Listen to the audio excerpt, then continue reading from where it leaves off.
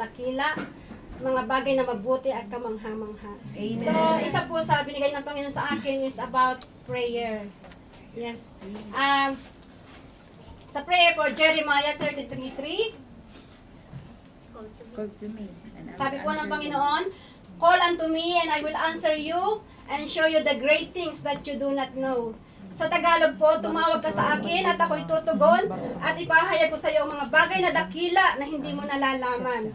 At isa po sa mga bagay na dakila yung pong prayer. Amen? Malaki po ang nagagawa ng panalangin.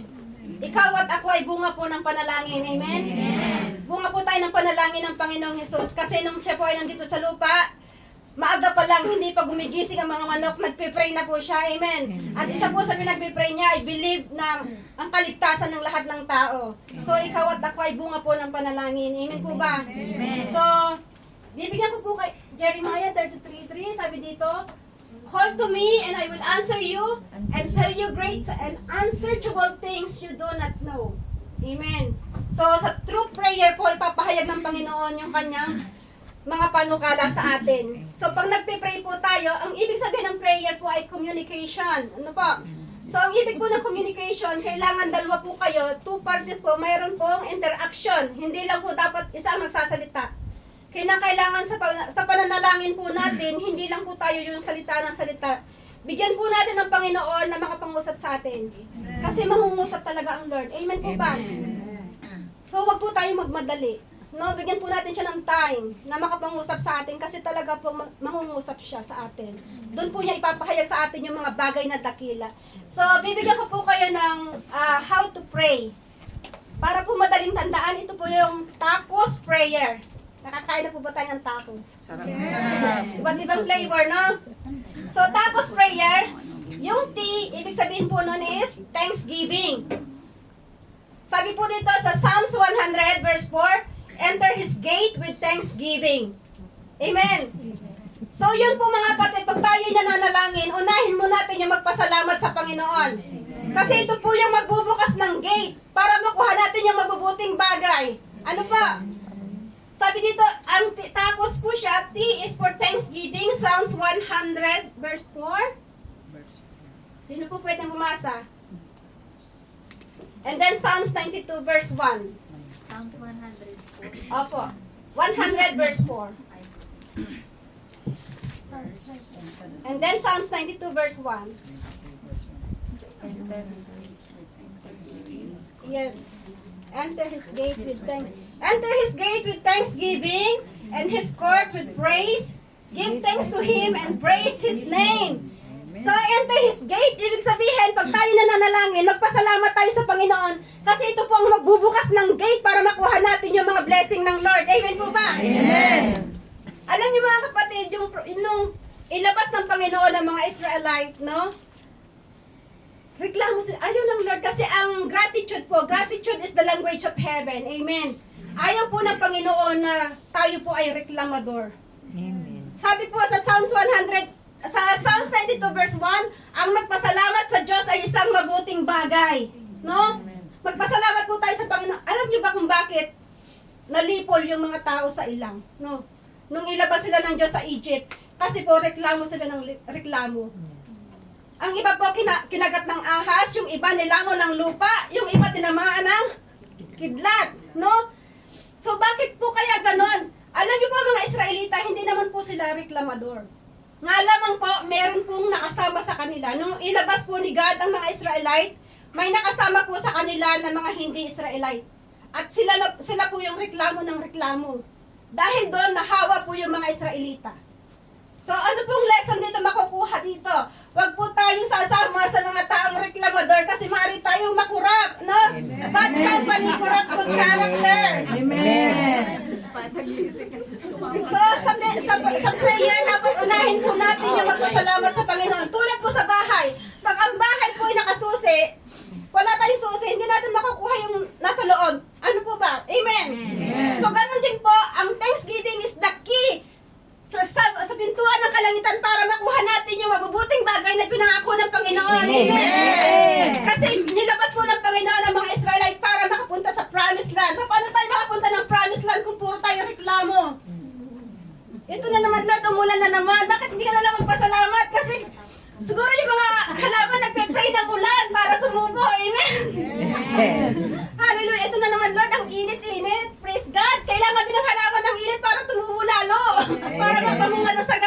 Amen po ba? Amen. So, thanksgiving. Then, pangalawa po yung, tapos, A is adoration. Psalms 100 verse 5. And then, Revelation 4 verse 11. Opo, yung pangalawa po yung tapos prayer, A is adoration, Psalms 100 verse 5, and Revelation 4 verse 11. Yes. Ito po, for the Lord is good. Yes, opo. Napakabuti ni Yahweh. Ibig na ito. For the Lord is good and His love endures forever. His faithfulness continues through all generation. God is good. All the time. Hallelujah. His faithfulness continues through all generation. Hanggang ngayon, mula noon hanggang ngayon, ang Diyos ay gumagawa ng mabubuting bagay sa atin. Amen po ba? Amen. And then sa Revelation 4:11,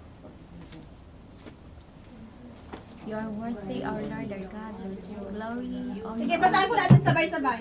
You are worthy, our Lord and God, to receive glory and honor and power. For you created all things, and by your will you were created and have their being. Amen. God is worthy to all our praises. Amen. God is dwelling in the praises of His people. Ang Diyos po mga kapatid, pag tayo nagpupuri sa Panginoon, nasa atin siyang kalagitnaan. God is dwelling in the praises of His people. Amen po ba?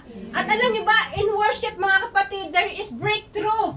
There is deliverance and praise and worship. Kaya purihin po, because God is worthy to all our praises. Amen. Amen. Siyang gumawa ng lahat ng bagay. Pag tayo po'y nananalangin, purihin po natin siya. Lord, you are good. You are worthy. You are awesome, God. You are wonderful. Amen. Kasi ang Diyos po ay gumagawa ng mga bagay pag tayo po ay nagpupuri sa Kanya. Sabi po ng Psalms 51,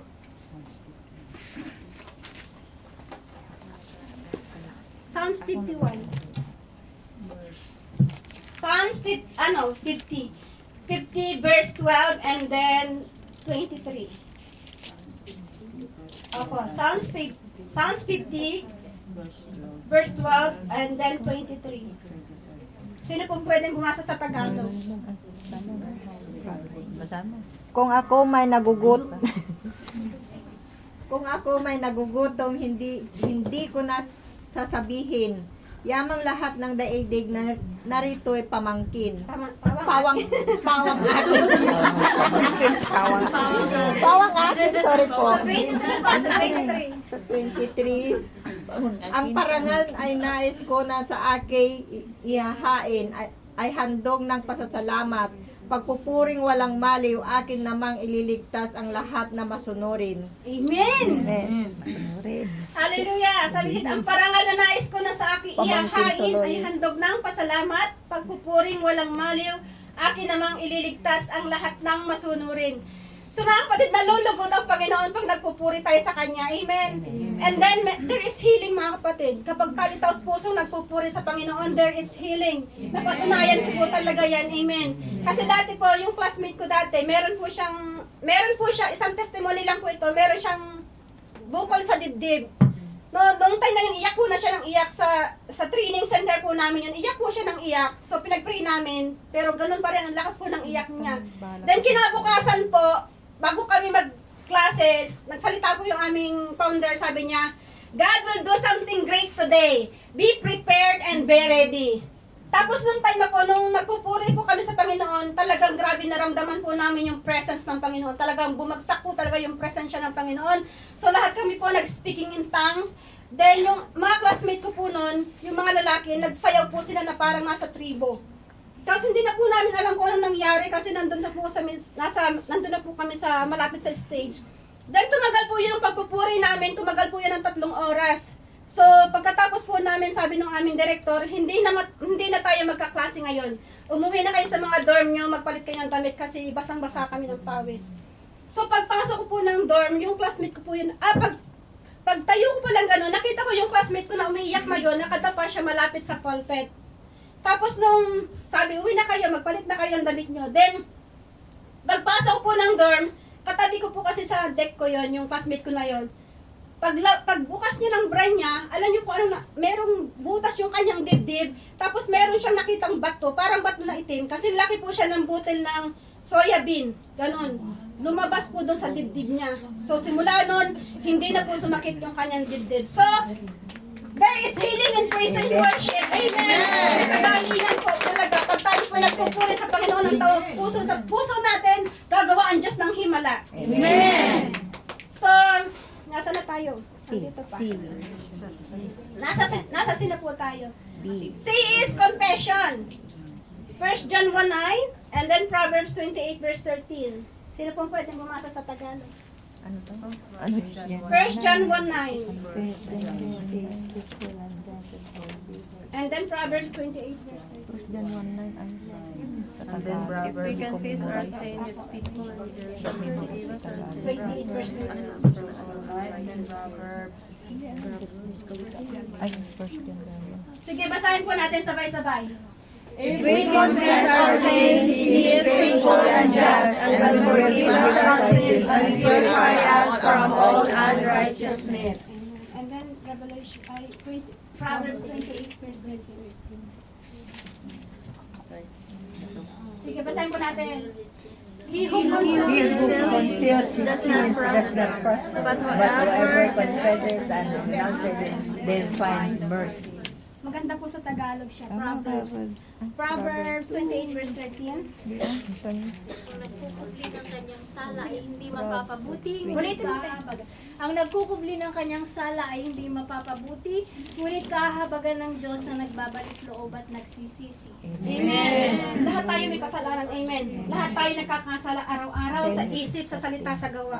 But we confess our sin. God is faithful and just to forgive us and cleanse us for all our unrighteousness. Amen. At sabi ng Proverbs, ang taong nagtatago ng sala ay hindi daw, Patatawarin. hindi patatawarin. So, napakadali naman, di ba? Lumapit tayo sa Panginoon. Ang Diyos ay mahabagin. Sabi ng Panginoon na kahit kayo'y maruming-marumi sa kasalanan, kayang-kaya ko kayong gawing busilak sa kapudian kung kayo ay magpapakumbaba sa Panginoon. Amen. Lahat po tayo makasalanan. Walang perfecto. Amen. Lahat tayo nagkakasala. But God is faithful. Tapat po siya sa pangako niya. Kapag tayo lumapit sa Kanya, kaya niya tayong linisin sa ating karumihan. Amen po ba? So,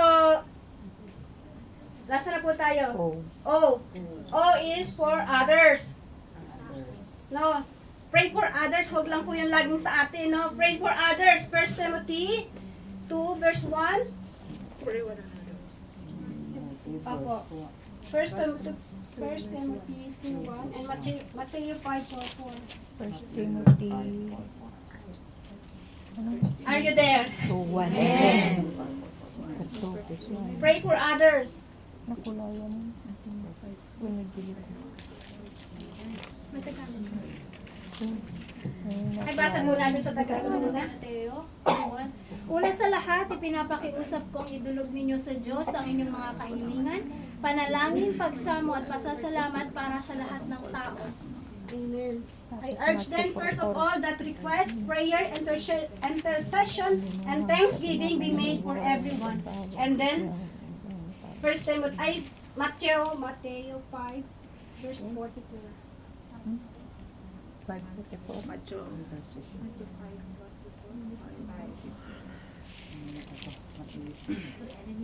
But I tell you, love your enemies and pray for those who persecute you.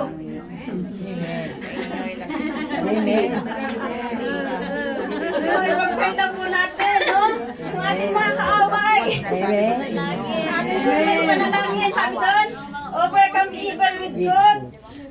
Ipanalangin daw po natin yung umuusig sa atin, ipanalangin, pagpalain at pagsumpain. Amen. Huwag natin sabihin, sana no, hindi po dapat ganun. Pagpalain po natin sila. Si Lord ang bahala, no, sa kanila. Because God is a God of just. God is faithful, no? Pag si God ang humatol, makatarungan. Amen. No, pag tayo humatol, delikado. Kaya ipagkatiwala na sa Panginoon ang paghatol, no? Amen. Ibigin daw po natin, but I tell you, love your enemies. Mahirap, no? Pero by the grace of God, kaya po natin yung gawin. Amen. And pray for those who persecute you. Sa mga kaaway natin, sa umuusig sa atin, patawarin po natin sila. Kasi sabi ng Panginoon, ang nagsasabing iniibig ko ang Diyos, subalit nagpupot sa kanyang kapatid ay sinungaling. Paano mo maiibig ang iyong kapatid na ang Diyos na nakikita mo ay di mo, paano mo maiibig ang Diyos na hindi mo nakikita? Gayong hindi mo maibig ay yung kapatid na nakikita mo. So, ganun po mga kapatid. Mahirap po talaga kasi lahat naman po tayo nakakaranas ng sakit. Wag po nating ilagay sa ating kamay ang paghihigante. Kasi malay natin, bakit sinabi ng Lord, but I tell you, love your enemies and pray for those who persecute you. Bakit sinabi ng Panginoon na pagpalain natin yung ating mga kaaway? Kasi si God is a God of just, no? Si God pag gumanti ang Panginoon, may magandang idudulot. Pag tayo pong nagiganti, pangit ang may idudulot nun, no? Kaya sabi ng Panginoon, ipag-pray natin yung mga kaaway natin. Kasi ipagkatiwala natin sa Panginoon ang lahat. Kasi siya ang gagawa ng paraan para maayos yun. Amen po ba? Amen. So, nasa ano na po tayo? S is for self. Ay, hindi. Ulit pa ba tayo? Sa pray for others pala. Ipag-pray po natin ang ating pag-pray po natin ang ating kapamilya, ang ating mga kapatid, ang ating bansa, ang ating pangulo. I-apply po natin yung blood ni Jesus sa kanila. Kasi there is power in the blood of Jesus, no? Hindi natin kayang maabot yung mga pamilya natin kasi malayo sila sa atin. Pero by the prayer, no? May nagagawa ang panalangin. Lord, cover them with your most precious blood. Pinagpe-pray po namin ang aming Pangulo na magkaroon po siya ng wisdom, no, ng protection. Amen po ba ang aming pamilya? So, pray for others. And then, letter S, self. Pray for yourself. Psalms 51 verse 10. Dito po tayo hihingi ng kahilingan. No? Psalms 51 verse 10.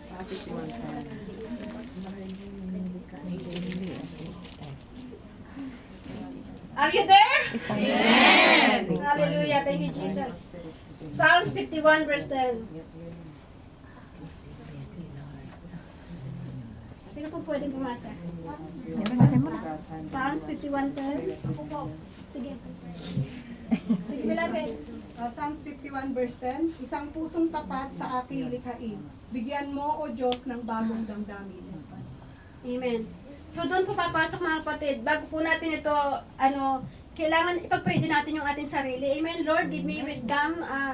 Direct my path. Lord, salamat Panginoon. Ikaw po mag-guide sa aking gagawin.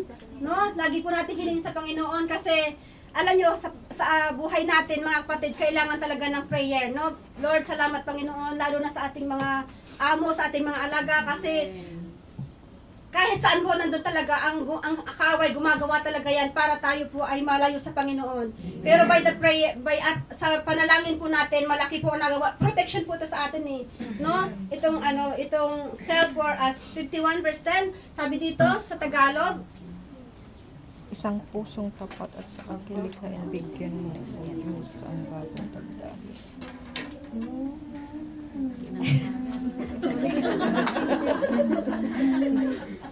Kumanta na sila. sige po, basahin natin.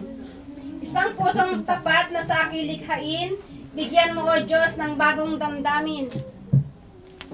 Yun.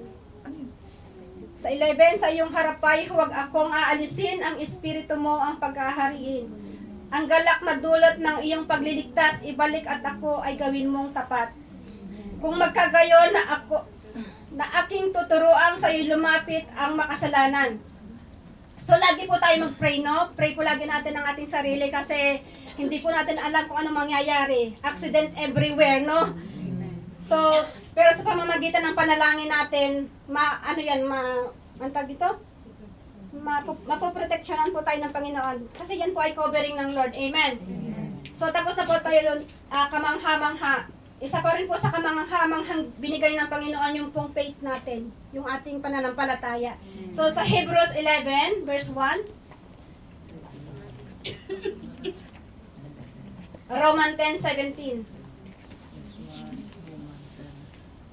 Verse 11 verse 1, ang pananampalataya. Hebrews 11 verse 1 and Jeremiah 29:11 and then Romans 10 verse 17.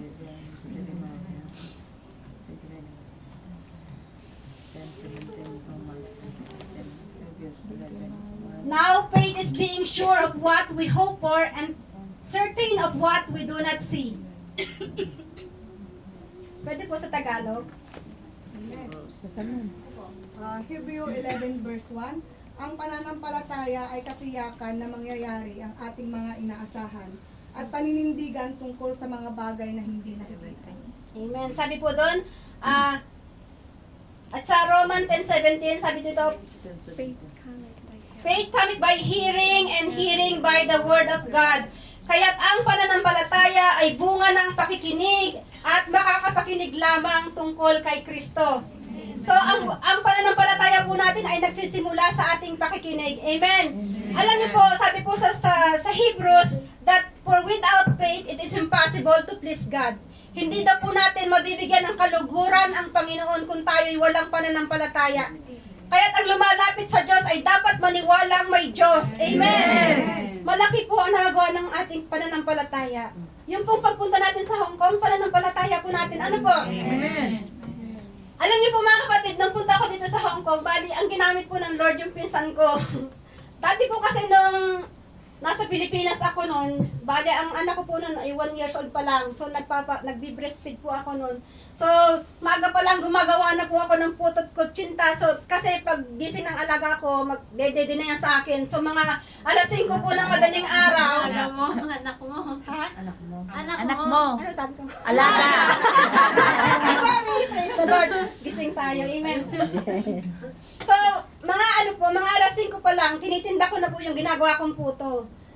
One day, habang nagtitinda po ako ng puto doon sa village namin, pag umuwi ako, sabi ko, bakit ganito yung buhay ko? Nag-self, pity. Sabi ng Lord sa akin, anak, tinawag ba kita para gumawa ng puto? So, pagdating ko sa bahay, nakita ko yung pinsan ko nakaupo sa terrace, sabi niya, Jonah, nakarinig ako sa radyo. Mayroong gagawing job fair sa munisipyo, sama ka. Sige, dinapray ako, sabi ko, Lord, kung kalooban mo makapunta ko ng Hong Kong, makapasa ako sa interview. So, purihin po ang Panginoon. Ako po yung una na interview. Kasamahan ko po sila sa agency, sa Ate Nora, Pastora Nora, tsaka si Ate Edith. So, sabi niya, John, napunta tayo sa munisipyo. Sabi, sige, Lord, kung kalooban mo talaga, makapapasa ako sa interview. So, purihin po ang Panginoon. Ako po yung unang na-interview. Then, pupunta na kami ng agency sa Manila. Sabi ko, paano to? Wala akong pumasahe. Siyempre, pagkitinda ng puto, sakto-sakto lang po yun. Pambili ng gatas, diaper. So, may nag-provide po ng pamasahe ko. Then, kami, sabi ko, Lord, kung kalooban mo talaga, magkakaroon ako ng employer. Purihin po ang Panginoon. Ako yung una nagkaroon ng employer sa batch 17, sa batch 17 namin. Tapos ako din po yung unang nakaalis. Ang problema po, ganito, nung tapos na po yung training, 3 po kami naiwan sa agency kasi wala kami pamasahe po ng Mindoro. Isa po siya sa taga-Tarlac, si Ate Anastasia. Kilala niyo yun? Anastasia. Anastasia.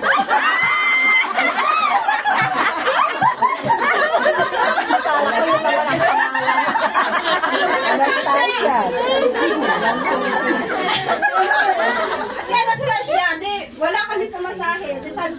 Sabi ko sa kanila, punta tayo ng Wawawi, baka doon tayo magkapera. Sabi, sige, gising kami ng madaling araw. So pagdating namin doon, ang haba ng pila, di kami nakapasok. Di uwi kami ng agency. Sabi ng agent namin, ba't hindi kayo sa Bulaga pumunta? Baka doon kayo gising na naman kami, alas 3. Pray kami, pray tayo. Lord, bigay mo po kami. Pagkalak, may sana makapasok kami. Pagdating namin doon, ang haba na naman ang pila, hindi kami nakapasok. So sabi namin, sige, maghintay tayo kasi sa GMA sa Broadway yun eh. Tapos sabi namin, mamaya na lang tayo, manood muna tayo kasi may malaking TV dun sa labas ng Broadway. Pagkatapos po ng show, lumabas si Alan Kay, sabi niya, yung mga hindi nakapasok kanina umaga, pwede po kayong pumasok, manood kasi magte-taping po kami. Sabi ko, sige ate. Alam niyo yung 50 pesos namin, pinaghati-hatian ng pambili. Kasi gutom na kami. Sakto lang yung pera namin.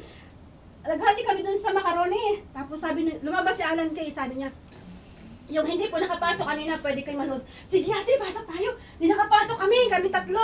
Di doon kami nakaupo sa Dilaw, tanda ko pa, 2010 pa yun, 2009 ata, 10. Oo, di sabi, sa Dilaw, di tinawag na, sa Dilaw, bigla ko kinabahan. Sa Dilaw, 9, 1, 9, ate! Si ate Anastasia.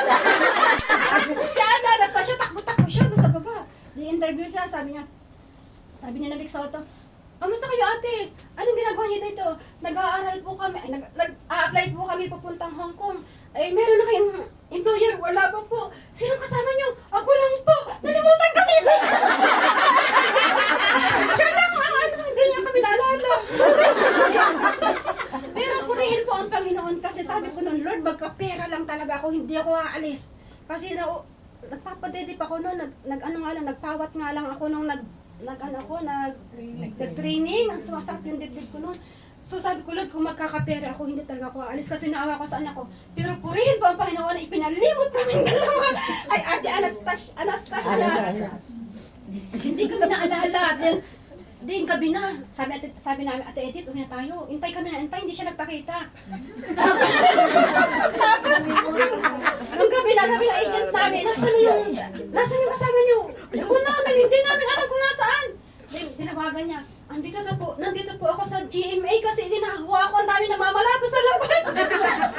So, nung gabi, uwi siya. Pinabalatuhan kaya, nakauwi ako ng Bindura, pinabalatuhan ako. Tapos yun, purihin po ang Panginoon.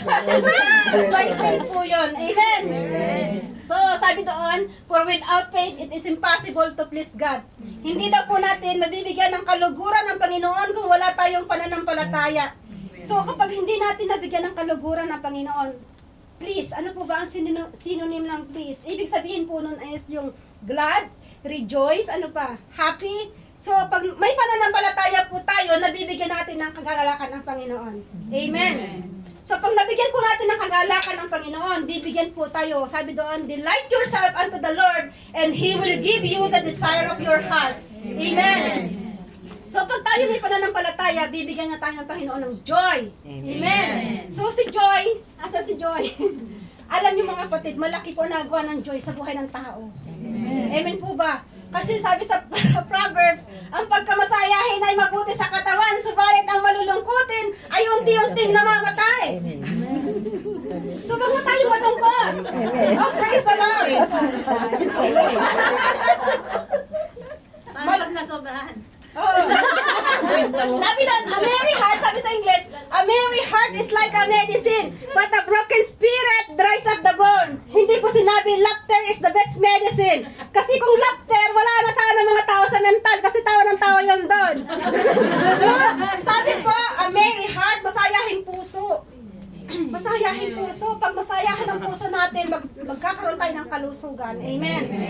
So, punta muna tayo ng science para talagang alam po natin bakit ang tao unti-unting namamatay kapag ang tao ay malulungkutin. Ano mo si yung bone, te? Bone basta bone. yung picture, yung image ng bone. Kasi nga, sabi dito, a merry heart is like a medicine, but a broken spirit dries up the bone. Bone marrow? Sa bone marrow. Iba rin ang Basta yung bone, te, yung image ng bone. Kasi totoo talaga, anatomy ba yun? Dito kasi ako nag-aaral, hindi ako nag-aaral. Yan, basta bone, tapos yung may hiwa siya, tapos yung bone marrow. Ay, sa bone marrow. Hindi pa din. Yung may bone marrow. Bone marrow. Bone marrow. So mapapatunayan po talaga natin na ang malungkutin ay unti-unting namamatay. Amen. Kaya wag tayong malungkot. Yan.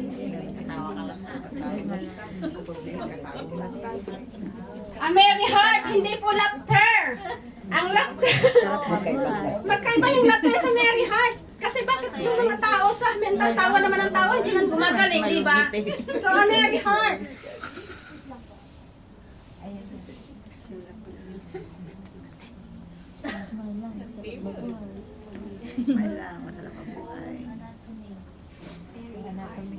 A merry heart is like a medicine, but a broken spirit dries up the bone.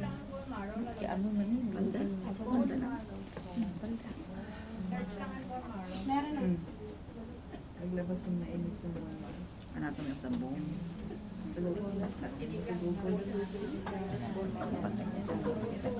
Oy, nurse.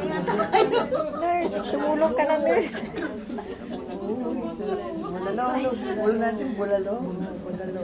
Bulalo. Ay, bulalo. Bulalo. Bulalo. Gutom na. Bulalo. Sarap.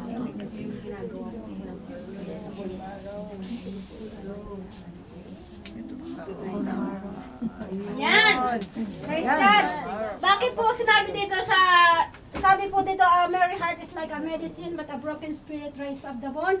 Kasi po mga kapatid, sa bone marrow po natin na po produce yung tinatawag na red and white blood cells. Amen. Amen. Kapag ang white blood cells po ang nagdadala ng oxygen throughout our body, ang red blood cells din po ang nagdadala ng pagkain sa ating katawan.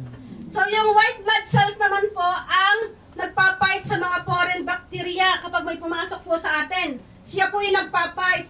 So bakit sinabi ng tao pag malulungkutin, unti-unting namamatay? Kasi po pag ang tao malungkutin, di ba hindi makakain? Hindi mo na bibigyan ng right nutrients ang iyong katawan. So pag walang right nutrients po ang ating bone marrow, hindi yan makapag-produce ng red blood cells. Kasi ang red blood cells ang nagdadala po ng pagkain. So pag ang tao hindi kumakain, magiging malnourished na. So magiging dry yung bone niya. So ganun din mga kapatid, kapag ang tao malulungkutin, hindi ang bone natin, ang bone marrow, hindi siya makapag-produce ng white blood cells. Naintindihan po natin, ang white blood cells ang nagpapight sa mga foreign bacteria na pumapasok sa ating katawan. Pati pala bacteria, may foreigner din, no? Foreign bacteria, ano, yung tulad ng mga COVID-19, ganyan, di ba? Foreign, galing ibang bansa, eh. Hindi naman galing sa... Di foreigner din siya, di ba? Hallelujah! So, yun po, mga kapatid. So, sabi po dito, dries up the bone kapag ang tao malungkutin, hindi makakain, hindi makatulog, tagihawat sa ilong, kaya lumalabas yung mga, ano, di ba? Lumalabas yung mga... Kasi blood po, kasi ang nagdadala niyan, eh, madumi yung dugo. So, ganun po kasi pag ano, so, kailangan pa, lagi tayong maging masaya, no? Kasi ang Panginoon, pag nalugod sa atin ang Panginoon, magbibigay siya sa atin ng mabubuting bagay. Amen. At pag natanggap natin yung mabubuting bagay, magkakaroon tayo ng kagalakan. Amen po ba? Amen. Magbibigay po sa atin ang Panginoon ng wisdom, no? Kung paano tayo managana. Kaya nga, mga kapatid, lagi tayong lumapit sa Panginoon. Kasi ang Diyos, nasa Diyos na lahat ng kailangan natin. Amen po ba? So yun, ang white blood cells ang pumapait sa mga foreign bacteria sa ating katawan. Ang red blood cells ang nagdadala ng pagkain, ng oxygen. Tingnan niyo po mga kapatid, ang tao, pag walang hangin, in a minute, mamamatay siya, di ba? So ang nagdadala po niyan, red blood cells, oxygen. Masusuffocate po tayo pag wala. Kaya nga yung mga nasa hospital, tingnan po natin, bumibili sila ng hangin para masuplayan yung kanilang buhay. Kasi napakahalaga ng oxygen. Sino po nagdadala nun? So yung red blood cells. So, kaya huwag na tayong malungkot. Amen. Praise the Lord. Amen. Amen. Hallelujah. Great. And then Jeremiah 29:11.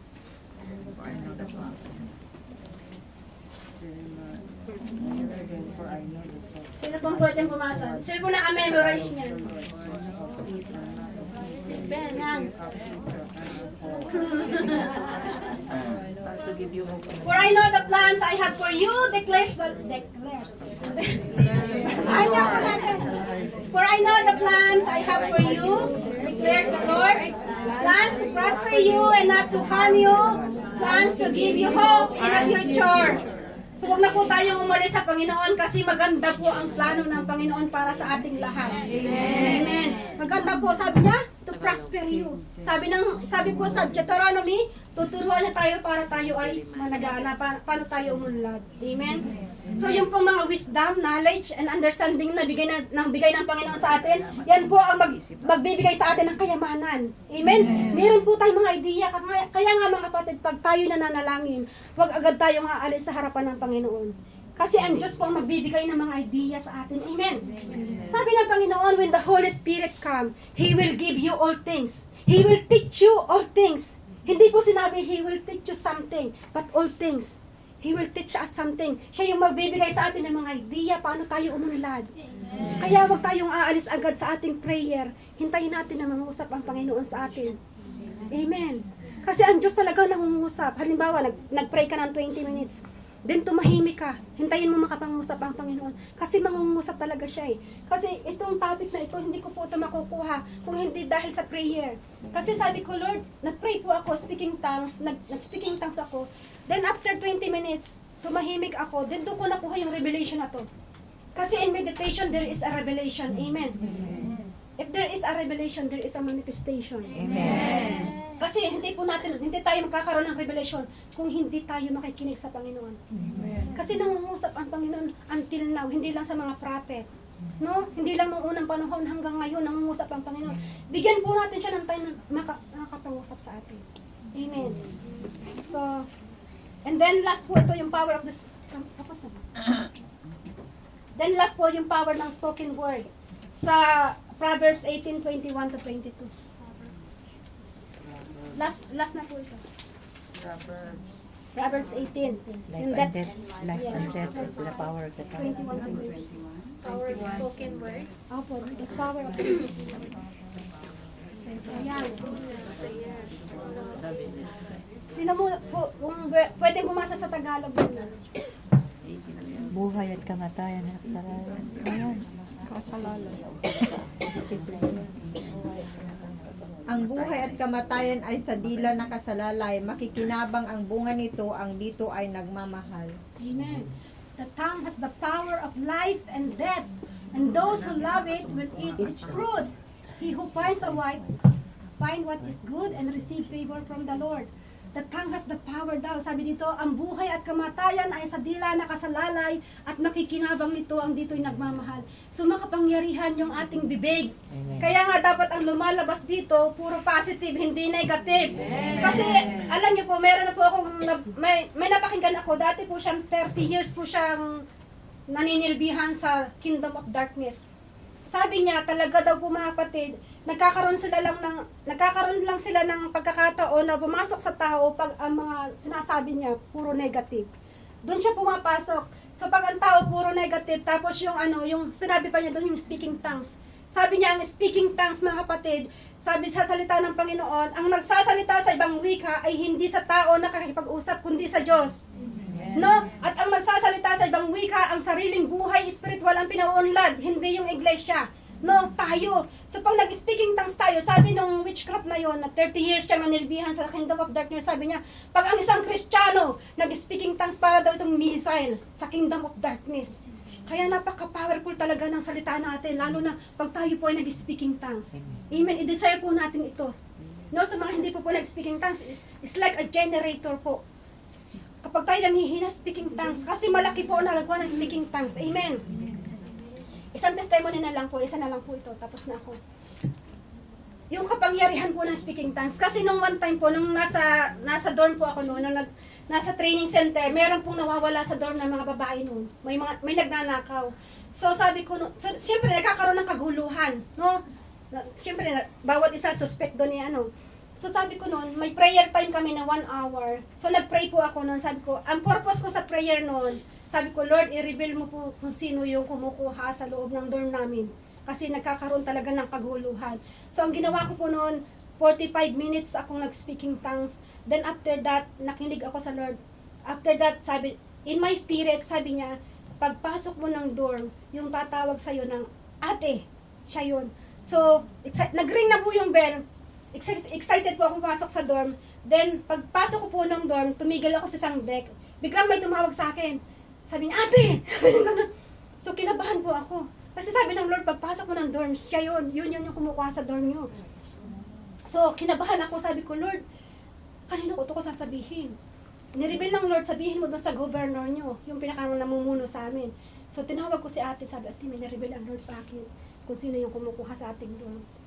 Sabi niya sa akin, wag muna natin itong ipaalam. Kumuha pa tayo ng mga ebidensya. So, after 1 month, natahimik, walang nanguha. Then after that, yung classmate namin, yung nanay-nanayan namin, sumigaw siya, nagwala siya. Sino ba yung kumukuha dito? Galit na galit talaga siya, sabi niya. Kasi yung perang nawala sa kanya, pinagpaupahan niya ng paglalaba yun para sa exam namin. So, yun, ang ginawa po ng governor namin, tumawag siya ng meeting. Tumawag siya ng meeting doon sa mga makakakatiwalaan doon. doon, tapos nag-pray kami, sabi niya, isulat nyo kung sino yung suspect nyo. So, lumabas po lahat yung pangalan niya doon, na siya talaga. Tapos, pero hindi muna kinumpronta siya, hindi. Tapos, umalis po ako ng school na yon. Tinanong ko siya, sabi, kasi nung iniwan ko yung, 6 months kasi ako nag-aral doon, tapos bumalik na po ako doon sa tinitirhan ko. Kinamusta ko po yung sabi ko nasa na si ganon. Tapos sabi niya, wala na siya dito kasi na na siya, na tawag dito, napaalis doon sa Bible School kasi nga na-investigahan taga Cebu na ganun talaga yung trabaho niya. Kasi bakit siya napaalis? Kasi mayroon siyang ginawa doon sa dorm na ginamit niya yung tsinelas nung classmate namin nasira, tapos may mga nawala pa. So, yun. In speaking tongues, there is revelation, Marami pong nangyayari pag nag-speaking tongues tayo. Amen. Hallelujah. Kaya sa mga hindi pa po nakapag-speaking tongues, i-desire po natin ito. No, kasi sabi dito, sa salita sa ibang wika, sariling buhay, spiritual ang pinauunlad. So, gusto natin umunlad ang spiritual natin, speaking tongues, read the word of God, amen. Praise Him, prayer, amen. Yun po. Purihin po ang Panginoon. So, may natutunan po ba tayo? Amen. Hallelujah. So, ano po yung ano po yung tapos prayer? Thanksgiving, adoration, confession of others, Others and self. Amen. So, yun, i-apply po natin yun. Amen po ba? Amen. Purihin po ang Panginoon. Let's pray. Yes, Lord. Thank you so much, Father God. Salamat, Panginoon, sa kabutihan mo. Salamat, Lord God, sa mga salita mo na aming natanggap, Panginoon. Salamat, Holy Spirit, sa pagtuturo mo po sa amin. Salamat, O God, at nawa, Panginoon, ang bawat isa sa amin. Magkaroon po ito ng rema sa aming puso, Panginoon. At magamit namin ito sa aming pang-araw-araw na buhay, O God. Salamat, Panginoon, sa lahat ng ginamit mo, Panginoon. Salamat sa mga salita mo. Panginoon, ang salita mo ay aming panglaw sa aming daraanan, Panginoon. Salamat, your word is powerful, Panginoon. Salamat, O God. Salamat, Lord. Salamat, Holy Spirit. Thank you, Jesus. Hallelujah. We praise you, Father. We praise you, Jesus. We praise you, Holy Spirit. Glory and honor belong to you, God, in Jesus'